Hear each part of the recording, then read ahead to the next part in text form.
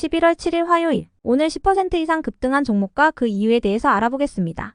오늘 장은 오후 5시 30분 키움증권 기준으로 코스피 지수는 2.33% 하락한 2443.96포인트로 마감했습니다. 외국인과 기관은 매도로 임한 가운데 개인은 매수로 대응했네요.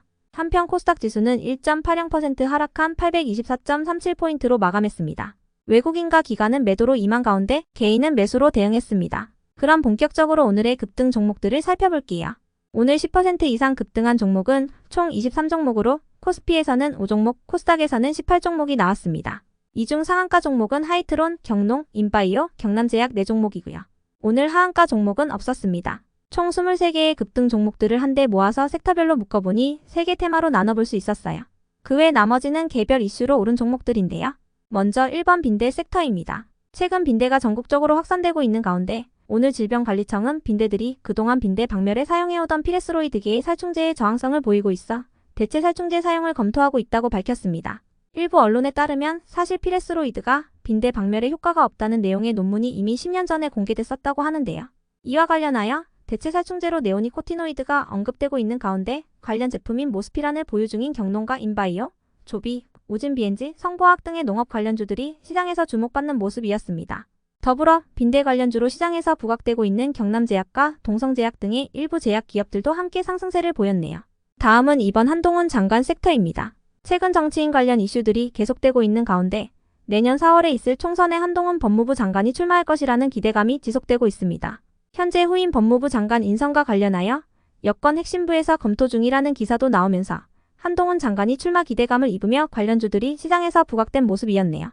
다음은 3번 화장품 섹터입니다. 코로나 사태 이후 실적 부진을 보였던 화장품 업계가 중국 단체 관광의 허용 및 광군제를 앞두고 실적 회복 기대감을 입고 있습니다. 특히 화장품 업계는 최근 전반적인 가격 인상을 밝힌 가운데 어제 코스메카 코리아와 잉그로드랩은 3분기 후 실적을 발표하기도 했는데요.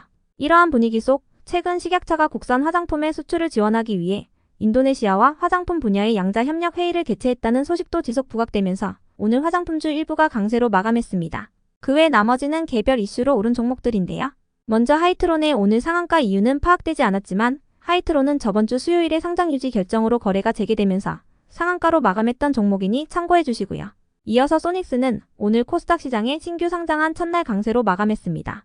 소닉스는 장중 최고 59%까지 급등세를 보이기도 했지만 종가는 공모가 대비 25% 상승한 가격으로 마감했는데요.